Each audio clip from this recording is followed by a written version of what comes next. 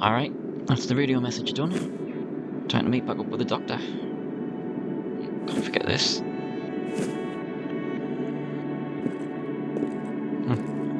I wonder if the doctor might know where I could find some spare engine parts.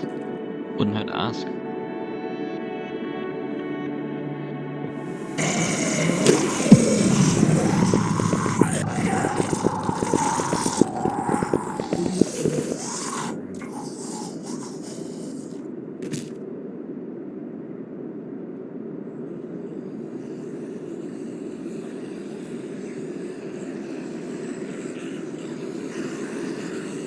Right, you know what?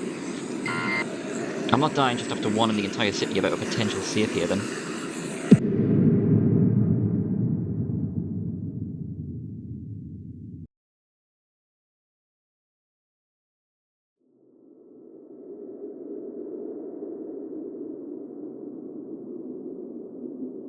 You are.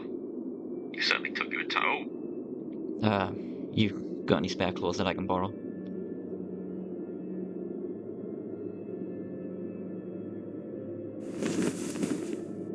Thanks. So, aside from these, did you manage to get your research? Yeah, but I couldn't get my gun or emergency rations in time. I don't want to have to spend any more time in this city than I have to. Well, I don't have any rations, but here, take it. So, what about? Just take it. You're the only guy I've met that's actually trying to cure this whole mess, and, well, you're gonna need this more than I do.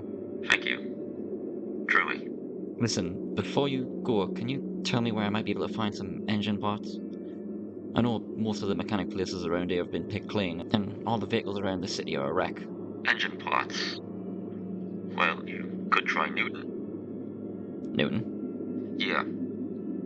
It was one of the city's first civilian-made outposts back when the infection first took the city. It didn't last long, though. Too many scared civilians, too few volunteer guards. But what I did hear is that they treated supplies for safety.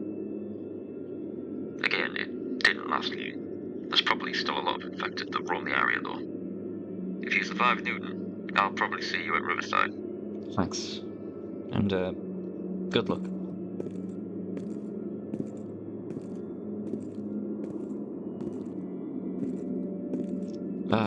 Hey, Doctor? One more question. That purple mist, the stuff that you wrote about, is that just a theory too? I wish it was. Then do me a favor and find that cure quick, yeah? That's what I hope to.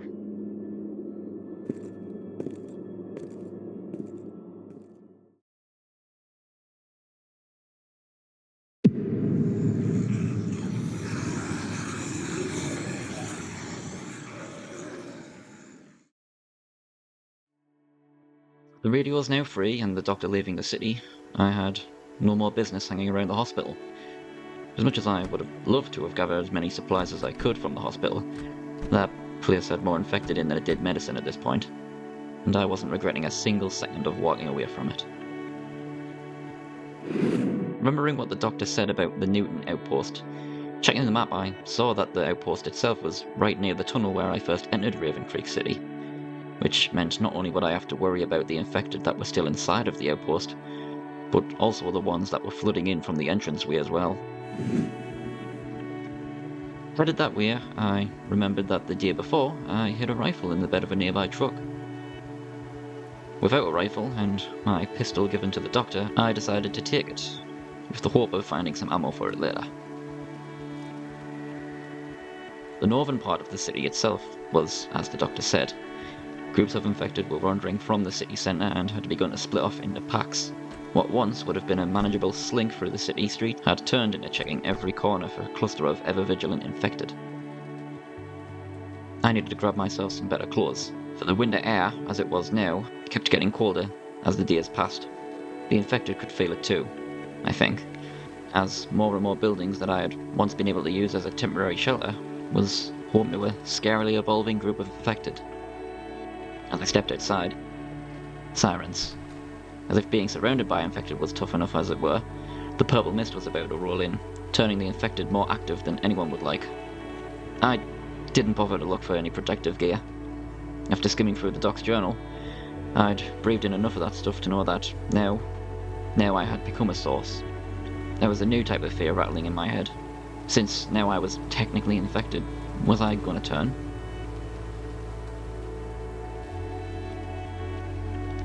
I'd passed by a familiar police car where I'd left some spare pistols behind. However, now I had no ammo or spare mag for either of them. But just the same as with the rifle, I'd hoped that maybe I'd find some later for it. The sirens had riled up the infected something fierce. I couldn't accurately pinpoint where they were coming from, but it seemed somewhat south, so, with some luck, perhaps the infected I'd have to pass heading east would veer that way. Checking the cars wasn't so bad this time. I did eventually find a spare mag for my pistol, but I didn't have any bullets for it.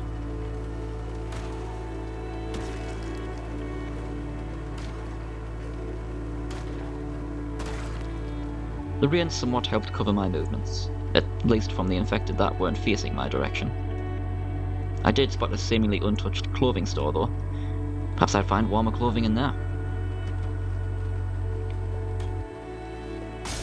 Breaking in, I was disappointed to see that most of the warmer clothes were taken, and instead I was just left with sweaters.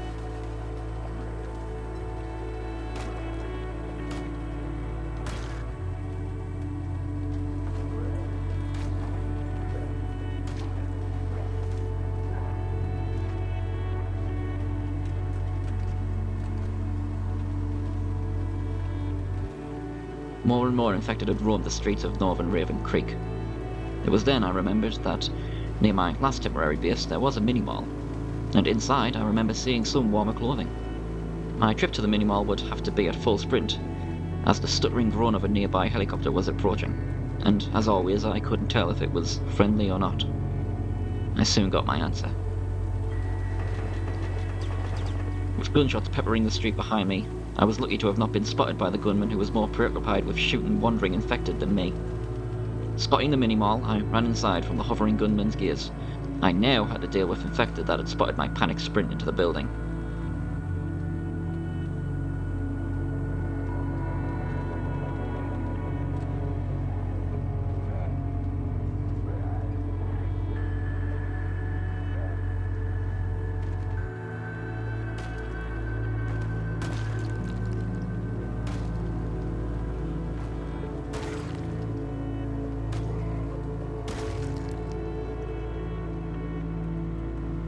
I thought that perhaps I could catch a breather, but inside the mini-mall, there were still infected wandering the aisles. I couldn't help but wonder if they too were hiding from the helicopter. No, they're not that smart. Are they?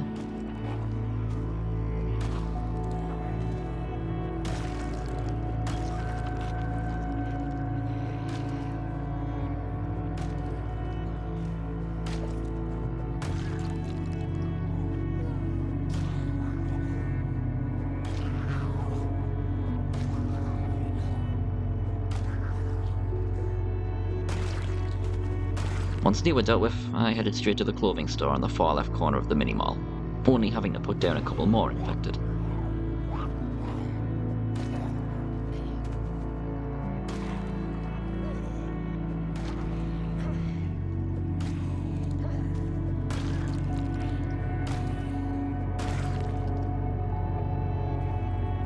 It was in that familiar back room I spotted a warm-looking winter jacket.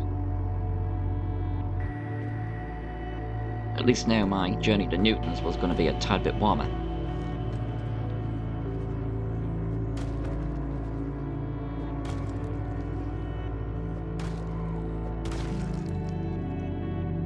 I thought I'd try my luck with the warehouse nearby for some spare engine parts, but instead all I did find was a couple of axes, which I suppose I could use to help clear any infected that I would run into on my journey.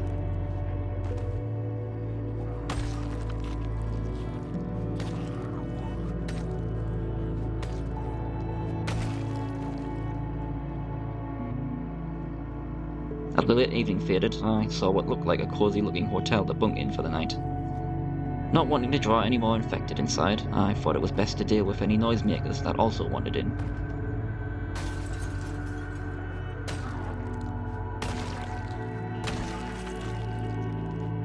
Checking outside though, the purple mist had finally arrived.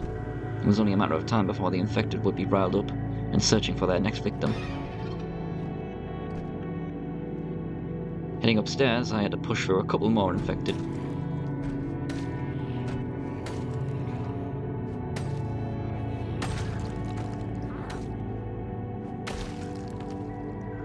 Before walking in on a group of more that almost caught sight of me. After blocking the door to the adjacent room, rather than staying inside, I'd try the bathroom instead. If any infected did manage to break in, hopefully I'd slip by unnoticed by hiding in the bathroom. Placing down my heavy carry-ons, I attempted to drift through the night. The sound of infected wandering the halls and banging on doors acted as my own lullaby.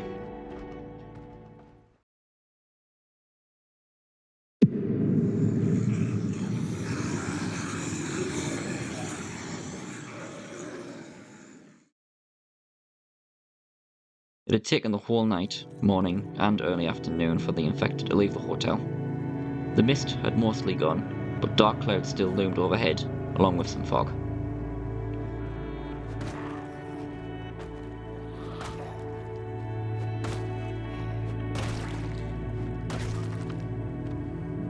In an attempt to lose some infected, I hopped a fence of a nearby high school. Memories of my own secondary had flooded back. Except now, instead of handing in homework, I was beating infected with a bat. I had hoped to maybe jokingly find another book on guns or makeshift weapons like I did the last school that I passed through. This time, however, I was met with army bunks and lockers full of military equipment.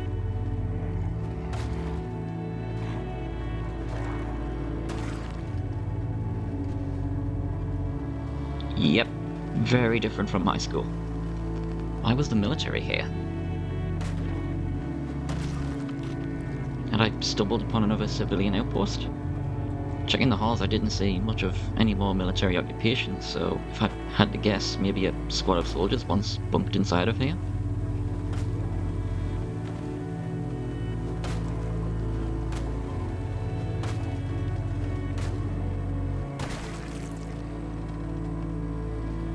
The upstairs was also bare with just your usual school gear.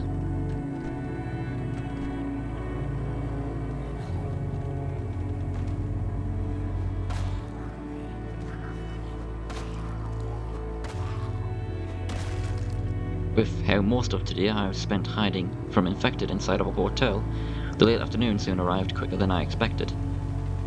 So instead, I decided to take one of those military cots upstairs into a nearby classroom, block the doorway and have an early night for my arrival in the Newton Outpost.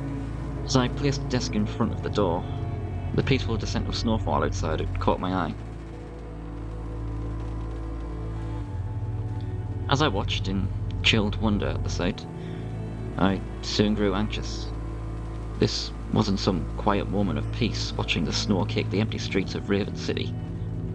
This was nature's reminder that the heavy snowfall meant leaving the city in a vehicle, never mind on foot, would be much harder. I lay down in my bunk that night with only one thought running through my mind. I was running out of time.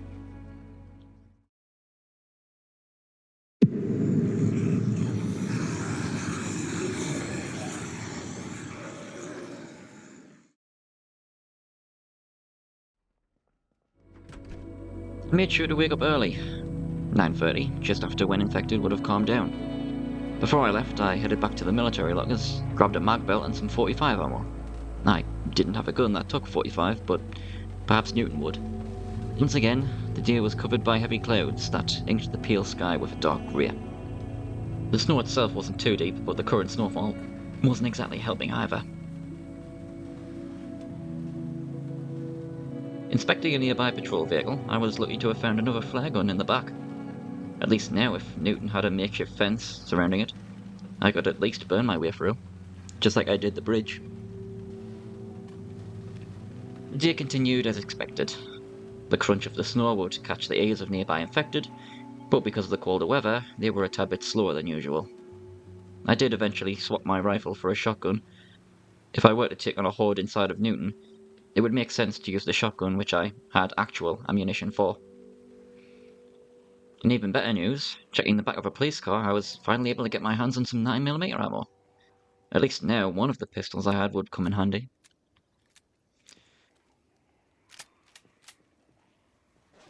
Equipping the flare gun, I had finally reached the area on my map, the Newton Outpost. All I had to do now was clear it and hope that maybe the engine parts that I needed were inside that compound somewhere. Well, here goes nothing.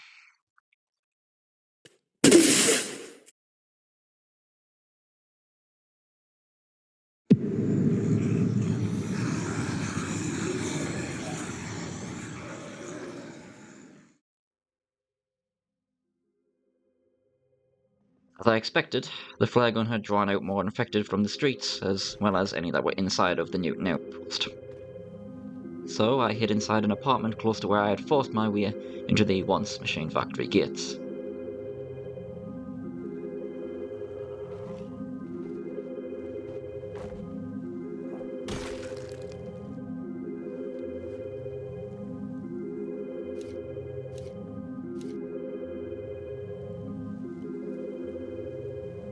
There was still a great number of infected wandering nearby Newton. Whether they had come from the city or Newton itself, I wouldn't know.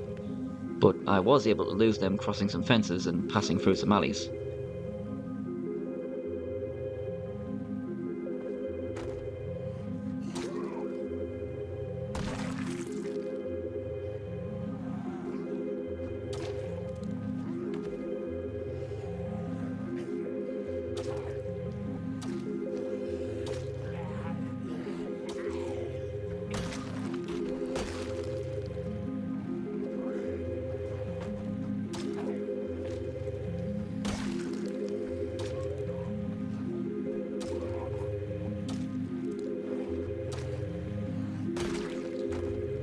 Till I eventually reached my location.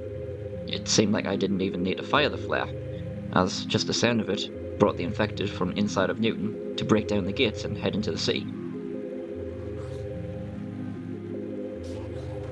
Heading inside, I grabbed my shotgun, ready for what lingering infected was still inside.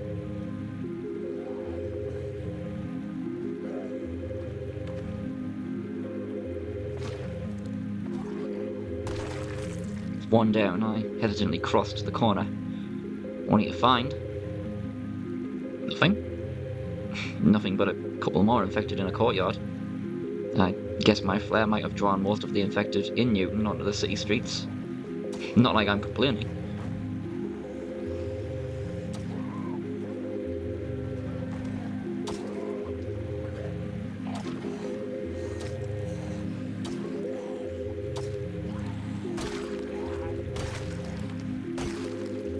With the courtyard infected down, now I had the entire warehouse section of Newton to myself. Equipping a torch, I could see there was still a small amount of infected inside, as well as a lot of crates and supplies, some of which would hopefully have what I was looking for.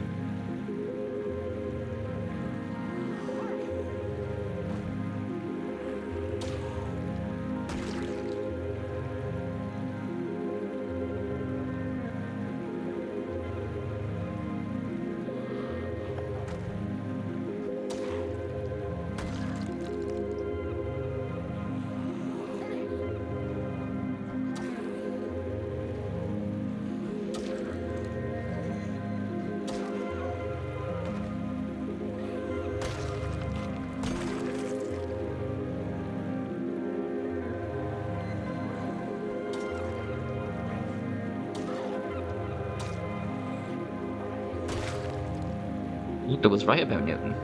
There were plenty of supplies left behind when it fell. All from building materials to medical packages, and even an armory. Inside I did find a few guns, but none of which that would have any spare mags, or enough ammo to use for any longer than a day.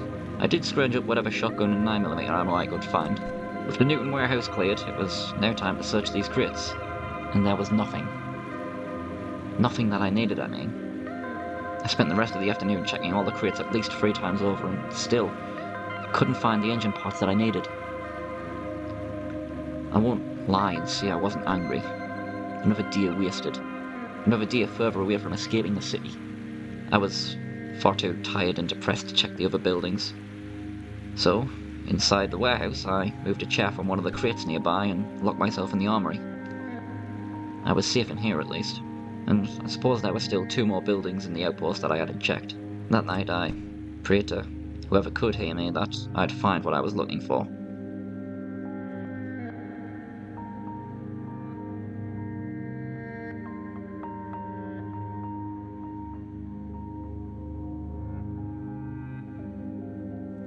I got up early the next morning to begin my search.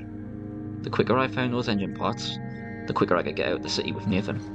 There was one infected that was banging against a crate out there, but I didn't want to have to waste the energy to put it down. I needed those parts, so I headed inside of the next building, and I was welcomed by a large amount of crates. Maybe they would have what I needed inside. Once again, they didn't. My search was soon interrupted by the sound of an approaching helicopter. This time, rather than gunfire, there was a megaphone, and from the doors, an airdrop? Finally, a helicopter full of aid workers trying to save whatever people they can.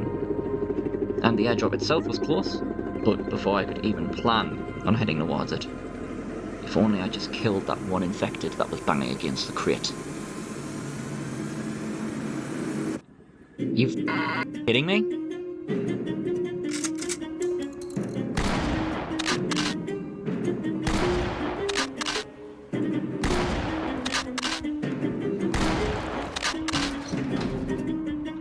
Right, hide in here and... No, that's not gonna hold them at all. Please let this back door be open. Come on! Come on!